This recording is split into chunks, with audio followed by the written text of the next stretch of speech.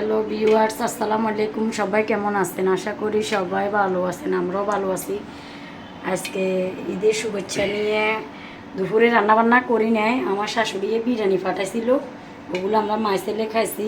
এখন রান্নার জন্য গরুর মাংস, এখানে আমি পেঁয়াজ বাটা, আদা বাটা, রসুন বাটা, তেজপাতা, লং এগুলো দিয়ে আমি গরুর মাংস দিয়ে আলু দিয়ে রান্না করব আজকে পাতলা ঝোল। তো বিশেষ করে আজকে মনটা অনেক খারাপ, আমার মেয়েরা দুইজন আমার পাশে নাই, তার জন্য আমার মনটা খারাপ, রান্না বান্না হয় নাই। এখন রান্না করতেছি, ফাইনালি রান্না অপেক্ষা থাকেন, আসতেছি ফিরি আবার।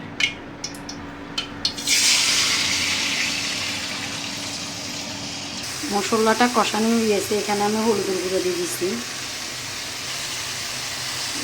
মরিচের গুঁড়ো দিয়ে দিলাম, মশলা দিয়ে দিলাম। এগুলো আমি ভালোভাবে নেড়ে ছেড়ে কষা নিব। কষানোর পরে আমি তারপরে যে আলুটা আর একটু কষা নিব। এগুলো তো কষানো নেব ভালোভাবে, মাংসটা তত টেস্টি হবো আর কি। সেই জন্য আমি মশলাগুলো ভালোভাবে কষা নিতেছি। ফাইনালি আমার মশলাটা কষানো হয়ে গেছে, এখন আমি আলুগুলো একটু কষাই তুলে ফেলবো, তারপরে যে আমি মাংসটা কষাবো।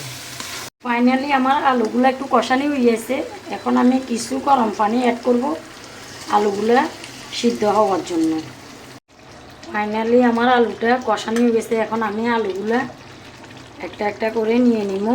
মাংসগুলো কষানি হয়ে যাবার পরে আবার আমি আলুটা অ্যাড করব।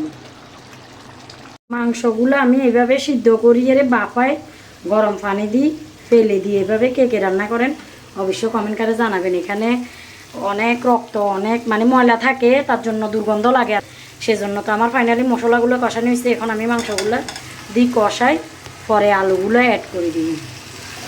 ফাইনালি আমার মাংসগুলো কষানো হবার পরে আমি গরম পানি দিয়ে দিছি, আর একটা অন্য পাতিলে নিয়ে নিছি, পাতলা করে ঝোল রান্না করবো তার জন্য। এখানে আলুগুলো আগে কষায় রাখার উদ্দেশ্য হলো ময় মশলাগুলো এগুলোতে বেশি করে ঢুকি যাওয়া আর কি।